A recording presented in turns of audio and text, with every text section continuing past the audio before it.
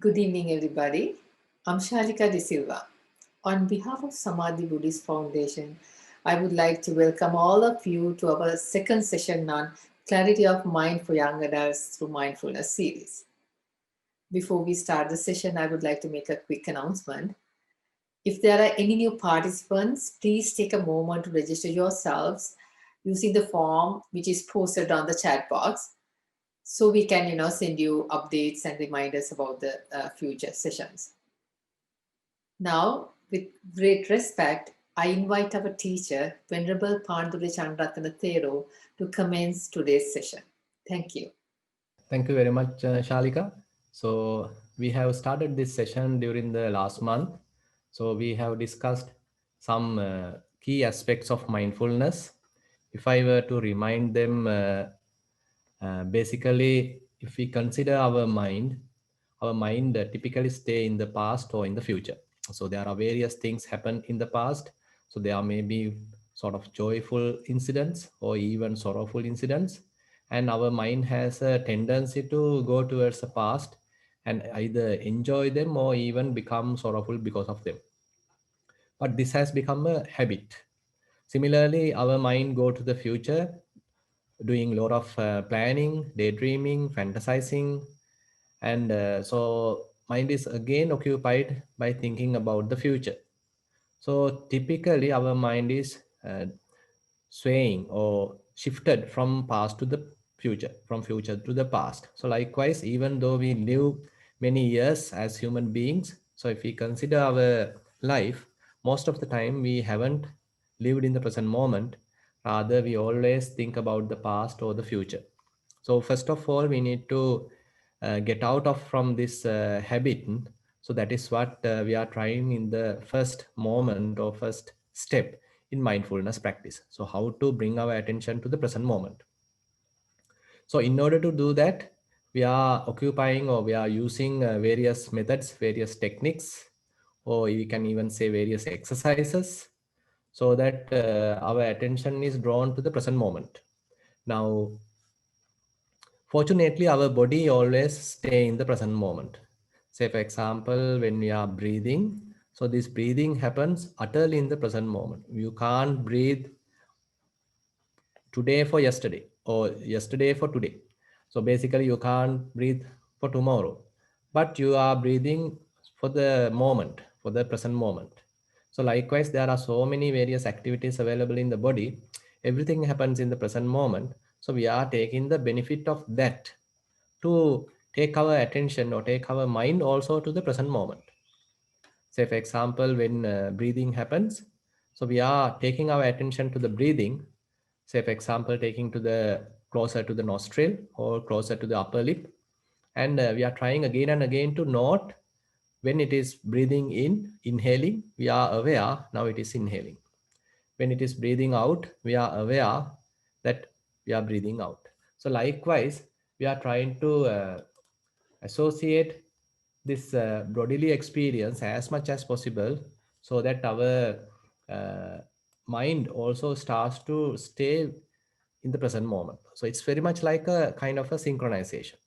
There is a bodily process, and again there is a mental process, and we are trying to synchronize this bodily process with the mental process.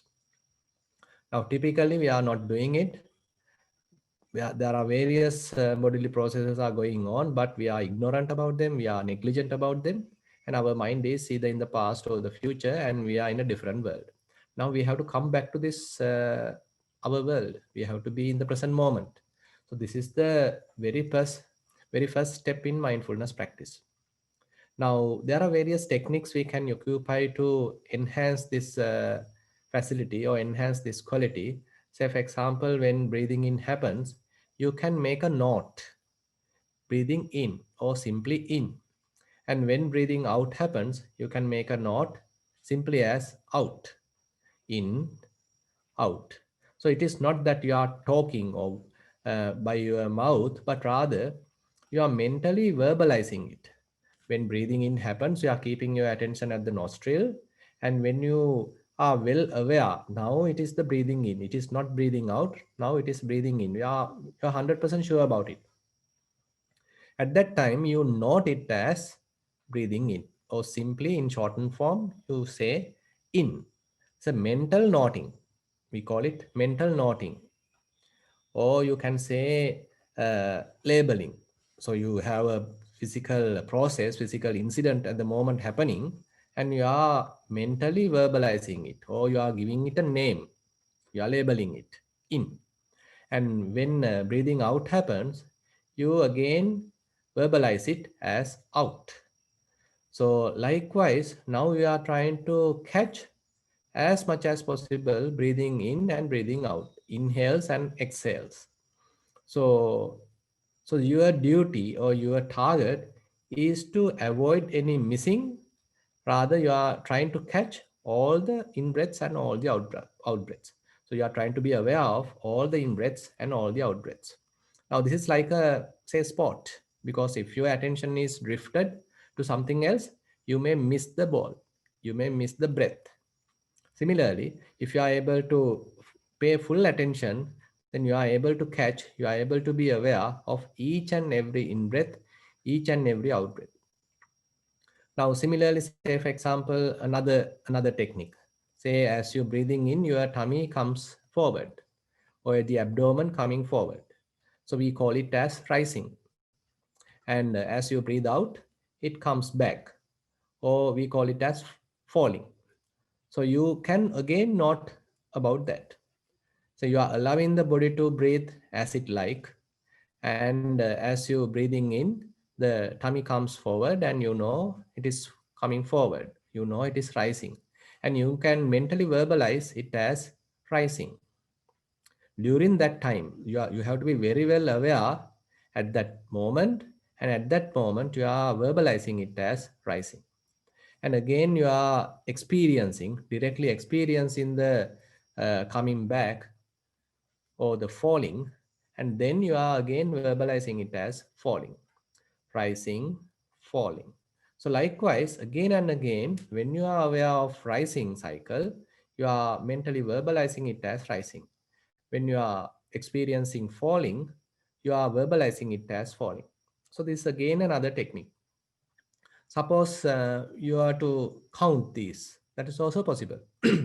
Say, for example, when you are experiencing falling, or rather say rising, you can call it 1. And when it is falling, you can call it 2. Again, when it is rising, you can call it 1. When it is falling, you can call it 2. Likewise, you can use 1, 2. Or else again, you can count till 10. Say, for example, during the first rising cycle, say 1. When it is returning, again 1. When it is the next cycle, next rising cycle, 2. When it is returning, that is the falling, again 2. Next rising cycle, 3. When it is falling, again 3. You can go till 10. After that, you can again start from 1. Assume that you couldn't successfully do it till 10, but rather during while you were at 5, your mind has distracted. Again, you have to honestly come back to number 1. So likewise, actually, you can assess how much mindfulness has improved because of your uh, involvement. Say, for example, during the first few sessions, suppose you could only achieve till 7, but later assume that as you are progressing, you can now understand you can easily cover 10. So likewise, these techniques are possible. Now, suppose you do mindful walking. Say you are going to a this kind of a straight path. You are finding a kind of a corridor, or if you have a walking path, that is the best thing. And suppose you are going to the walking path, and now you do a simple walking up and down from this end to the other end without making any kind of a big intention. Later, since you are now familiar with the walking path, now what you do is when your left foot is touching the ground, again you are noting it as left. When your right foot is touching the ground, again you are noting it as right. Left, right, left, right. Now the difference between this technique and the typical, in the army or in the cadetting, you do left, right. but that is actually not that uh, introducing much mindfulness, because they even the mind goes here and there and the emphasis is not given to the mindfulness. But here our emphasis is given to the mindfulness. The left and right is simply a technique, it's a simple tool just to improve mindfulness. When our left foot is touching the ground, at that very moment, since when we are directly know that it has now touched the ground, so you are calling it as left. And when your right foot is touching the ground, when you directly know that it has touched the ground, you call it as right. So again, if you feel that your mind distracted, again and again you have to bring it back. So don't worry about these distractions. Again and again the mind may distract. Various thoughts can come to the mind related to the past, related to the future. Various thoughts can pop in the mind, but you have to gently come back to yourself, gently return back to the primary object. We call it as primary object, this left and right, or rising and falling, or in breath and out breath. So this we call as the primary object. So this is where sort of the place of attention as much as possible that we need to maintain or keep during our practice. At the beginning, this primary object is utterly important. More and more you associate primary object, so more and more you can improve your mindfulness. So suppose while walking, you still get so many distractions. This left, right didn't work. You can little enhance that technique, or little complicate that technique by dividing each step to two. Say for example, when left leg is moving, and you can call it as lifting when it is coming to the up, leaving the ground and moving it up, you can call it as lifting. And when it is moving forward, you can call it as moving. And when it is placing towards the ground, you can call it as placing. Now you actually either you can divide it to three steps as lifting, moving, placing, or you can even divide it to two steps as lifting and placing. So this way actually, while your left leg is completely lifting, so you are well aware of it, your attention has to be there. So there you call it, name it, label it, or note it as lifting. And once you are beginning to place it again, so you are well aware of that process, so that is your duty. And now you are calling it or naming it, noting it as placing. So this is the technique. So this mental noting is very useful during the first uh, period of your meditation, because that helps to concentrate your mind. Now it is very much like seconding the physical process by the mental process. Suppose someone has make a proposal. Now you need to second it. You need to approve it. Something like that here.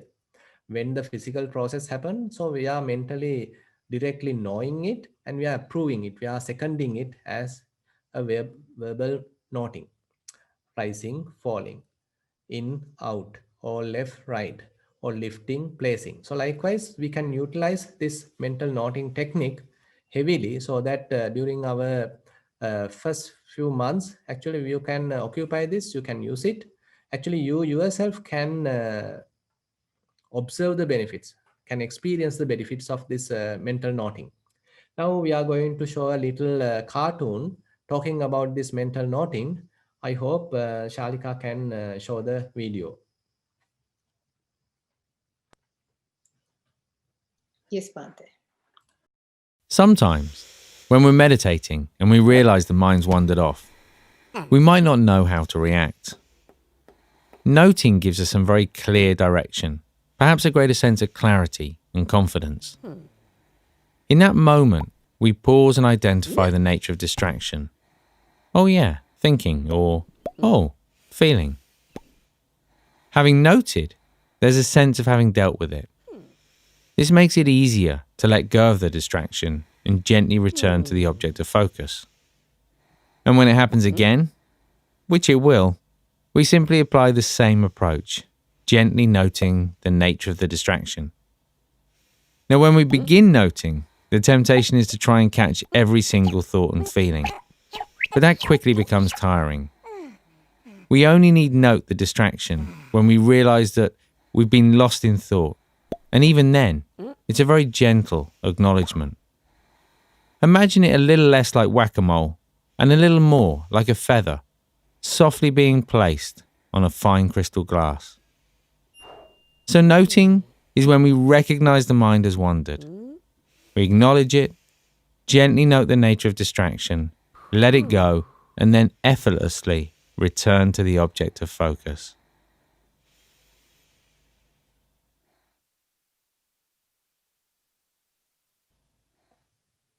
Yeah.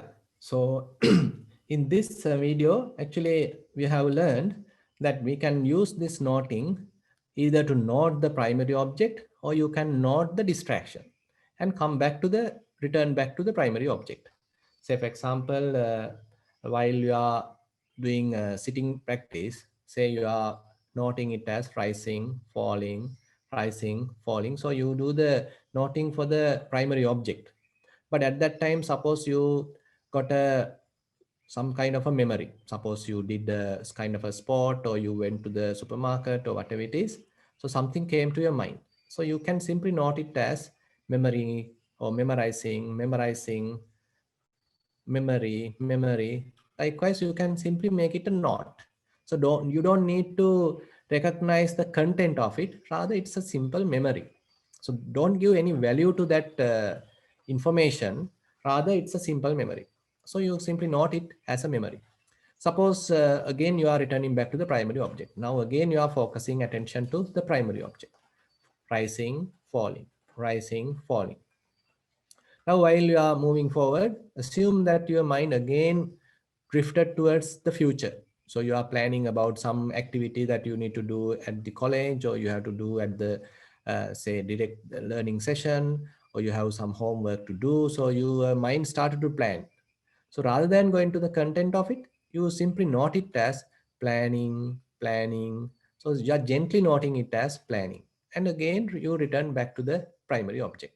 So likewise, either when the mind is occupied with some sort of a memory related to the past, you can simply note it as memory or memorizing. Or when your mind is drifted towards the future and started planning, you simply call it as planning. So don't give any value to these past memories or the future planning. It may be a very wonderful plan. It may be a really interesting plan, but don't give any value at the moment. You can simply postpone it and come back gently to the primary object. So this is what we are sort of trying to use during this time. So I think now we can move forwards to the guided sitting session. Now you can sit in a comfortable position. You can settle back. You can take a deep breath and hold it for a second and again release it. Again, take a deep breath, hold it for a second and release it. So now we are practicing a guided sitting session. Now you are in the sitting posture, not in a standing posture, not walking, not lying down, but you are in a sitting posture. Check whether you feel comfortable. So when you are in a very comfortable sitting posture, typically you feel comfortable. You feel little feeling at ease. See whether you can feel it. Suppose you are from a very tiresome long walk and now you sit and now you feel at ease. You feel comfortable. Recognize that. And you can pay your attention to the places what I am telling. So your eyes are closed, gently closed. They are not too tight, but rather they are gently closed. Your lips are gently touching. You can feel it. Your tongue is in the middle, in a restful position. You are not pressurizing using the tongue towards the teeth or the gums. Rather, it is in the middle, in a very restful position. And there are no wrinkles on your forehead since you are not planning anything or not thinking about any problem. But now you are in a very relaxed attitude. Whole face appear well relaxed. All facial tissues are not in any tension.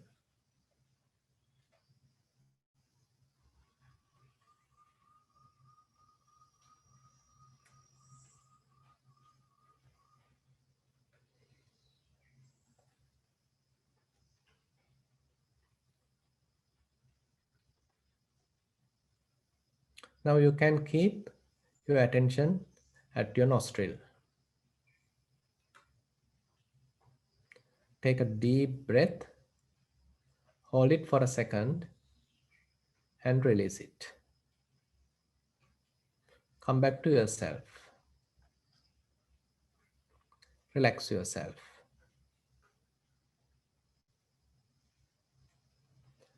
The whole head appear well relaxed.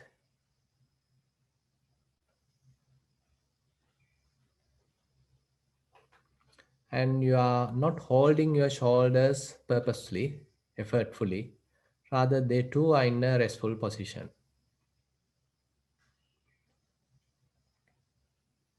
Your hands may be resting on your lap or maybe on a table.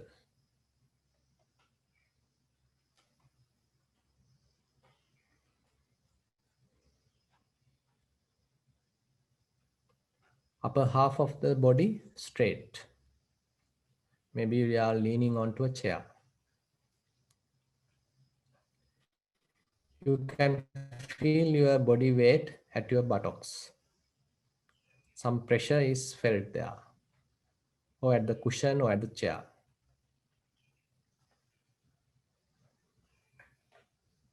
Your calf muscles, your legs are relaxed. Legs are bent. And probably some part of your foot touching the ground or touching the carpet.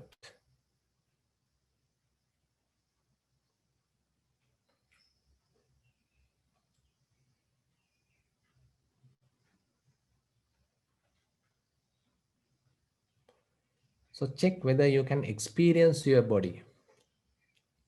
There may be tingling sensations, there may be little pains, or even maybe little pleasurable feelings, irritations. Doesn't matter. Open to everything. Acknowledge everything. Recognize everything. All these various sensations indicate you that you are living in the present moment. You are not in a dream, not in a different world, not in a fantasy, but you are utterly in the present moment. Recognize this ordinary experience. Appreciate this living moment.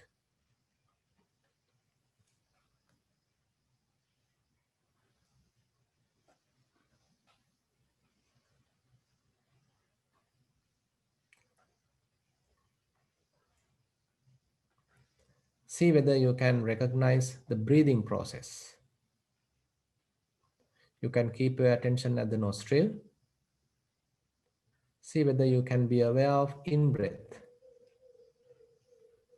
Be aware of out-breath. When you are aware of in-breath, you can name it, note it as in. When you are aware of the out-breath, you can name it as out. In, out. Do a gentle verbalizing, not very gross verbalizing, but a very gentle, very soft noting. Let the mind calm down. Let the breath calm down. Enjoy breathing. You can have a slight smile. Just enjoy in breath, enjoy out breath.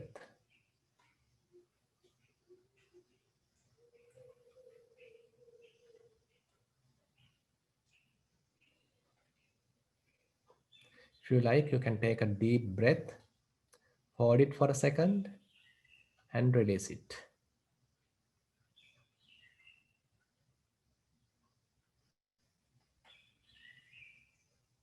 Relax yourself. There is no hurry, there is nothing to achieve. Simply be aware of your body. Simply be aware of the breathing process.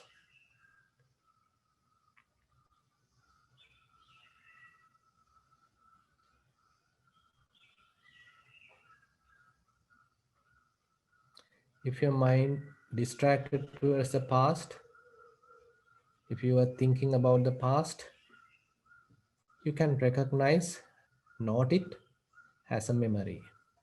A memory. Simply acknowledge it, note it, and gently come back to the primary object.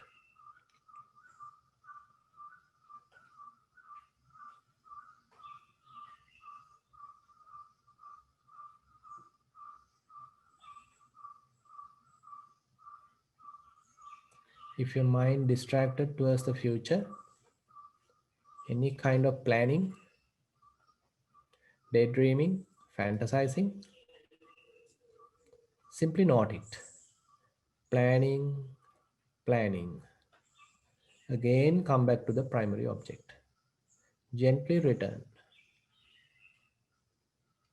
Be soft to yourself.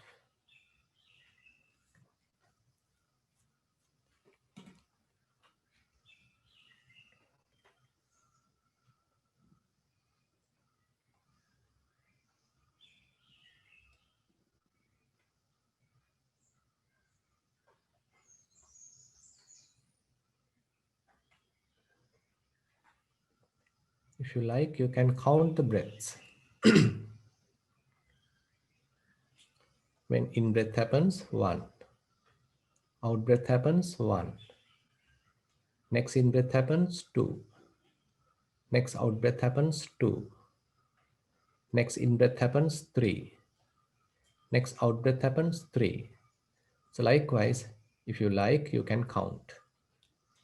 But simple noting, in, out is very successful for you. You don't need to go for counting. Rather, you can maintain that in, out, noting.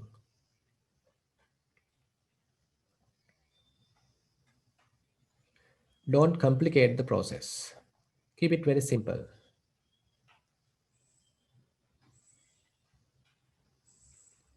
If mind is calming down, less distractions, you can even stop noting. Simply silently be aware of in breath and out breath. No noting. Mind is very quiet.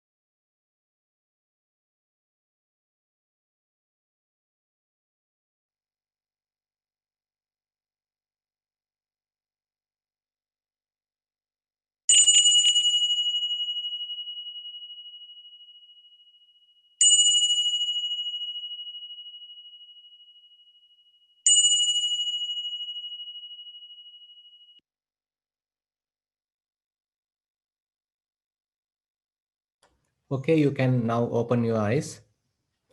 And now we are moving towards a new item that is an introduction or reading from a beautiful book. It is called Settling Back into the Moment, or the original book is called Experience of Insight. This is by Joseph Goldstein, and it's a very interesting and very beautiful stepwise book or manual to meditation, especially for insight meditation. And I would like to invite Arosh to read the first few pages from that book. Yes, Bante. A journey.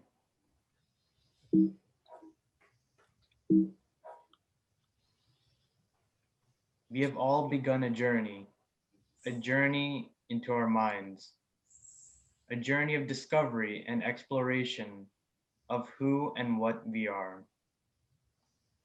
Taking the first step is difficult, and in the first days of practice, there's often restlessness or sleepiness, some boredom, laziness, doubt, and perhaps regret about getting involved at all.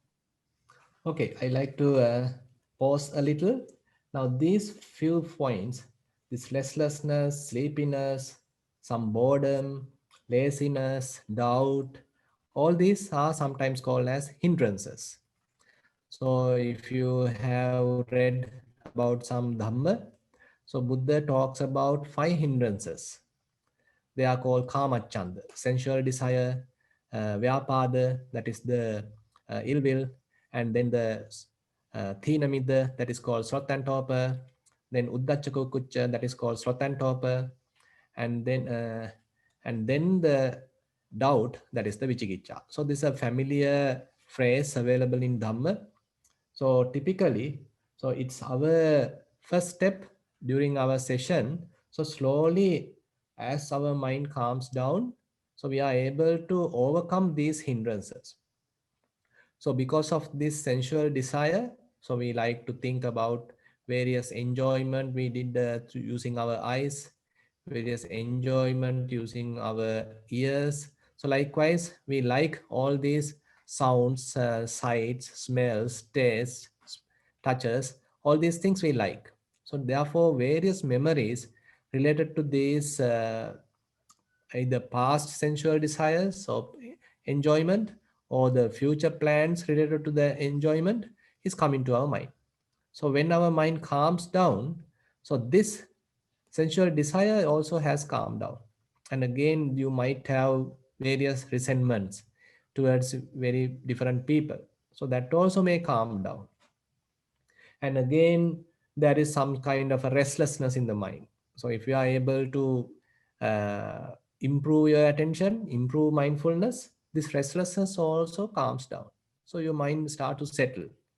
And if you have any doubts related to the practice, or you have doubts various due to various other incidents, so that also may calm down.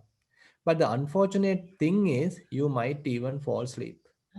That is the boredom, and the sleepiness also can come into your mind when your mind calms down. So these are actually the first obstacles or initial obstacles that you may encounter. But as you move forward, you can actually overcome them. So you can avoid sleepiness or drowsiness, you can be fully awake. So therefore, handling these hindrances appear very difficult in the beginning. So that's why this book says taking first step is difficult, because your mind is fairly cluttered, fairly restless, with lot of doubts and with lot of desires and lot of ill will. So therefore, it's like a war. But slowly you will able to succeed. So maybe Arosh can move forward.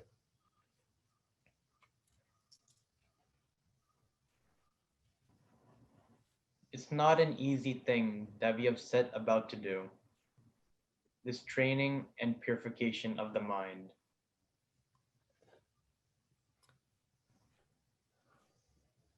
There is no one else who could do it for us. We each have to do it for ourselves.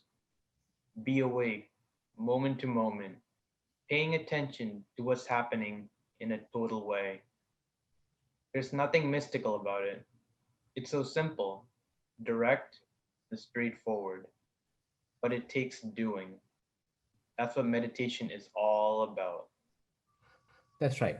So as it says, so it is there is no mystical anything here. There are no mystics at all, but it's a direct experience. So again and again, our duty is to take our attention to the direct experience. So this direct experience appear like very boring, appear like very ordinary. All these past memories appear very, very beautiful, very joyful, and even the future plans appear very important. So that's why our mind constantly either go to the past or the future. But this present moment awareness or present experience is a utterly uh, boring experience. Say when you are keeping your attention on breathing. So breathing is not enjoyable in the beginning, rising and falling. It's a utterly boring process, very neutral process. So why are we taking this kind of an approach? So there are a lot of kind of ground knowledge based there. So there are a lot of reasons for that. So basically the meditation evolves with this neutral experience, with this neutral feeling, not in the enjoying or pleasurable feeling, not in the painful feeling, but mostly our mind can be awakened to the neutral feeling. So that is where we typically ignore. That is where we simply feel like boring, monotony, and we simply go after various distractions. So now we are trying to improve the mind using the same boring experience, same ordinary experience, but we are giving some value to it. So we are trying to keep some attention to this neutral experience. And again, we are noting it. Again and again, we are labeling it, giving some value to it, and bringing our attention to this normal experience. Now, no one else can do it for you. Now, say for example, if you have some work, if you have a caretaker, or if you have a servant, you can ask him or her to do it for you. But this task, you can never assign to someone else. You yourself have to do it. If you are succeeding, if you are able to improve your mind, it is yours. It is not someone else's. So that is the point. So that is why it is extremely important to take care of our mind. So when your body gets sick, so you immediately go to the doctor, you take medicine, and you are so conscious about it. You are so very giving enough importance to it. But how about your mind? So when your mind is sick, when your mind is cluttered, when your mind is in a confusion, so you have to take care of it. So the mental health and the physical health are both extremely important. So here we are trying to take care of the mental health. So this first few steps are appear like difficult, but don't give it up. So this is your kind of a duty. This is kind of a blessing. Slowly you are able to manage it. You are able to be successful on it. Yeah. So I think for today, I think this is enough. We can go to the next page anyway, Arosh. All right, Bante. The first step is difficult for everyone. The spiritual quest we are embarking upon is a rare and precious undertaking. So be gentle, yet persevering through any beginning difficulties. Exactly. So this is what I want to tell. So you got to persevere. You got to endure this first few steps because they appear like little difficult. Your mind is like a monkey mind, jumping from this to the that. So therefore, don't worry about this. This is where we all begin. So this is where I have begun. So I can remember in my previous years whenever I started to meditate, so mind shifting to the past and the future, and again sometimes fall asleep. So many difficulties, many obstacles, but never we should give up. So we have to persevere. So then only we would be able to be successful. Okay, I think now we can move to the experience sharing. So I think Shalika can uh, take part in this. Yes, actually, now we have moved to the last part of our session. So if you have any questions, and if you'd like to ask, or if you have any experiences that you would like to share with the Bhante, like on your practice on mindfulness, this is time for it. So please raise your hand on Zoom. Thank you.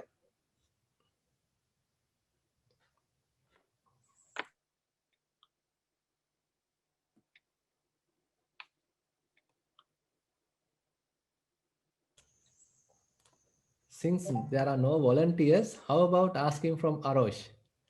So he was able to uh, uh, nicely read the book. So Arosh, have you enjoyed it? Yeah, I've really enjoyed it, and Right. recently, I've experienced like mindfulness in its own way because like yesterday it was snowing where I lived, and I needed to go somewhere, so I had to like ride my bike. So I had to ride my bike really mindfully because if I lost attention to what I was doing, I would surely slip on some ice and like fall. So I had to keep my attention like on my bike and like my pedaling for the entire route. So it's like a different experience from what I when I normally ride my bike because I usually get distracted by like all the trees that I pass by, all the houses. So it's like a different experience for me. Yeah, interesting. So these kind of sort of extreme situations requires a lot of attention, requires a lot of mindfulness. And say, for example, you are driving a car. So that also requires a lot of attention. You have to be aware of the moving vehicles. You have to be aware of the side vehicles. You have to be aware of the pedestrians. So likewise, we have to be extremely attentive. Now we have to, if you are able to bring that same attention to your typical ordinary experiences, so that is where the key. Say for example, now you know that you have to be careful, otherwise you may slip because of the snowing. But if you are able to take that same attention, same careful attention to your body when it is breathing in, so you are carefully observing it. When it is breathing out, again you are carefully experiencing it, again you are carefully observing it. So likewise, so this careful attention, this scrutinization, it is the key. So that will improve your attentiveness, that will improve your sort of mindfulness, concentration, and later you will find the sort of a balance. So at the beginning, I mean, there are a lot of struggle, and am I putting enough effort, or am I putting enough concentration, or your mind become distracted, restlessness, so many difficulties. But slowly, it is like, as you said, it's like riding a bike where you know how to balance the bike, and you know how to pedal the bike, and again at the same time you know you are keeping the steering, so likewise keeping the handle. So likewise a kind of art that you need to learn. So try to bring that same attention to your sitting session as well. Are you familiar with walking meditation? Fine. Yes, Pranjali. Could you share a little bit of it? Of walking meditation that I've done, Yes. Yeah. like my experience with it. Yes, yes. Okay, so I've done walking meditation. I don't really do walking meditation. Normally, I do sitting meditation, but I've done walking meditation like uh, quite a while ago, and it's like it's when it's it's like when I'm normally walking, but then like I'm paying attention as like my foot touches the ground, which normally as like a normal person would they just would ignore that and just like get distracted by everything around them. But then like when you're walking, meditating, I could like feel every step beneath my feet, and it just helps me really hone in and like focus on them. Exactly, exactly. So basically, so nothing artificial here. So that is the key. I mean, while walking, you shouldn't introduce any kind of artificial movements or very extreme slow movements or rapid movements, but you have to allow your body to walk in the normal pace, the typical familiar pace, familiar speed. And while you are doing that, your only important thing, or the new thing that you are doing, is when your foot is touching the ground, or when it is lifting, when it is moving, this whole thing you are paying attention rather than allowing the mind to distract here and there, think about this and that. Rather, you are trying to synchronize your attention with the bodily movement. Interesting. So it appear like a kind of a sport, because if your mind get distracted, you miss the point. You because the body may not stop, the body may continuously walk, so you might lose couple of steps if your mind get distracted. It's like a sport. Now it's your sort of duty is to catch as much as possible all this attention, all these steps, so your mind also well synchronized with this bodily process. Yeah, interesting. Thanks for your sharing. So are there any others would like to share their experiences, or are there any others who have any questions?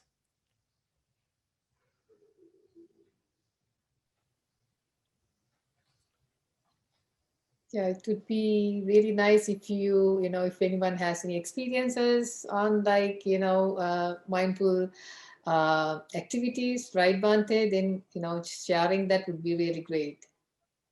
Exactly. Yeah. Terwan Saranai, Swaminathan sir, just wanted to ask you a question. So this Sure. type of mindful meditation, where can a young adult be using in practice? This is I understand that it can be used in a spiritual life, but as a young adult, like for example, high schooler or college student, how and when can they use this type of technique in their Yeah, real sure. life? Thank you. Definitely. Yeah, sure. So basically, now, even though we started pointing sort of a spiritual direction, so there are a lot of other benefits that can be used in your college or in your education. So, for example, when you are paying attention to breathing, so you are developing a skill to maintain your concentration to a very ordinary experience, kind of a familiar experience. Again and again, you are bringing your attention back to this breathing. Mind get distracted, again you are bringing your attention to the breathing. Again mind distracted, again bring your attention to the breathing. Now after a while, so your mind starts to tame. After a while your mind starts to stay with the breathing, and it finds this experience a beautiful experience. So now it becomes less distractions, and mind likes to stay with breathing. Now after that, you are now further improving it by sort of asking it to recognize various facets of the breathing, various other characteristics of the breathing. Likewise, you are improving your attention, improving your scrutiny. Now suppose you are doing a, say, reading a book, or you are paying attention to a lesson. Now at that time, the mind stays with that lesson, or it stays in that reading for long time with less distractions. Your mind become less distracted, and you are able to pay more attention to the lesson, pay more attention to the, say, this reading.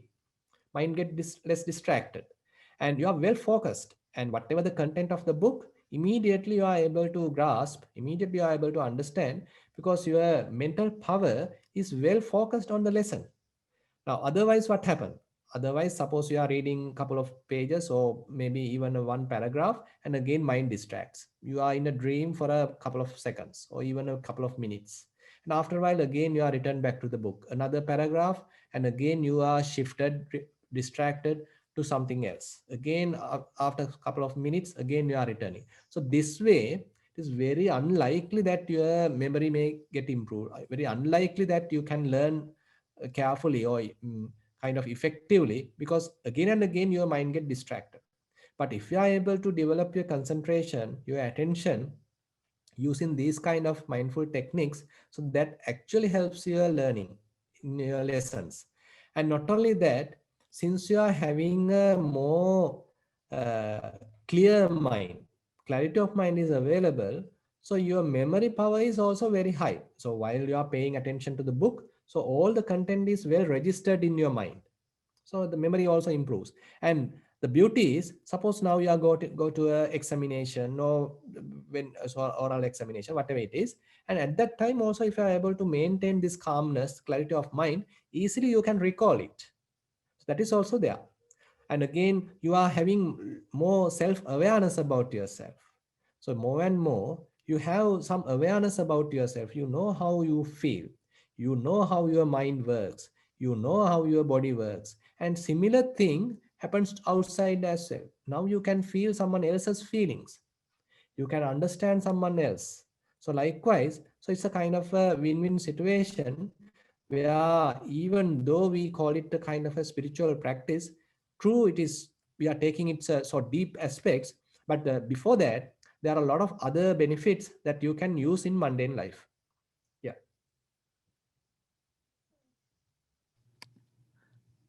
Good afternoon, Hamdani. Thank you. Thero, Thank you. Everyone, sir. Uh, Andrune, I have a question. Sure. So my question was, how long should a starter meditate for? Since I have been meditating for not too long, maybe I meditate for like 15 minutes a day. Should I be meditating longer or shorter, or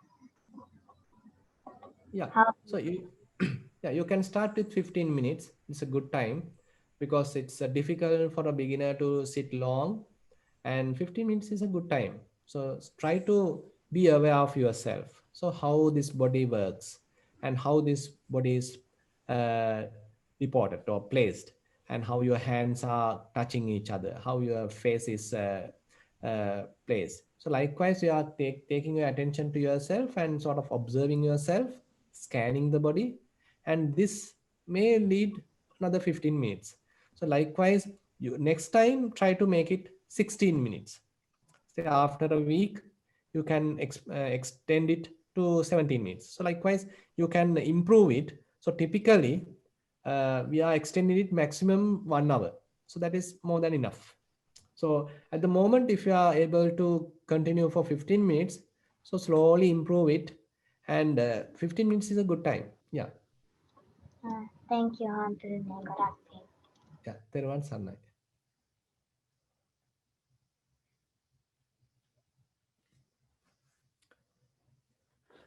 So it seems like our group is very shy. So there are very few interventions or rather participation anyway. I think that some of you are benefiting, and so if you like to say put your question across, probably you can use the chat session, or else you can even write your report and submit it to Shalika so that she can present it. So those possibilities are there because it is necessary to share your experiences. So then only we can know that you are getting some benefit, you are improving, you are able to overcome any obstacles. So likewise, it is necessary to interact. So therefore, next session, so if you are able to practice at your home, so that is actually important. And while after practicing, so write a little note, so you can include what has happened during the sitting session, how you are maintaining your attention on the primary object. Maybe it is in breath or out breath, breathing, or it may be rising and falling. So you can write few words about how you experience it. You directly have to write your direct experience, your own experience, and write few words about that experience. And again, you have to write about the walking experience. Say how you have selected the walking path, how you walk, what are the things that you have felt. So likewise, try to put certain words about the about your walking session. And again, if possible, try to be mindful on the various daily activities. Probably we can cover that during the next session. So anyway, please write a little report, short report, and submit to Shalika so that we can share these experiences during the next time. I think we can wrap up the session. I hope you have enjoyed it, and maybe Shalika can do the closing. Yeah, thank you so much for participation. And I think, as Banta said, it would be really nice if we can have like more participants, like having, interacting. So If you if you have been receiving emails, so that means you have my email, so you can forward any question, any concerns, whatever your thoughts, like to that email. If there's any new participants, so in this session, please go to the chat box, and there's registration document form that you can enter your information there, so you will be receiving emails. So thank you so much for all of your participation, and I would like to just remind you about the next session. It's going to be January 29th, of Friday. So I think yeah, you will be receiving an reminder soon when the sessions comes closer. So thank you so much, Bante, for all your time and sharing with us, and it's so much merits to you. Yeah. Thank you very much for participation. So we'll see you in 2021. Yeah, 2021. Happy New Year and Merry Happy New Year Christmas. to you too, Bante. Everyone, Saranai. Everyone Everyone Sarnai. saranai. Everyone Sarnai.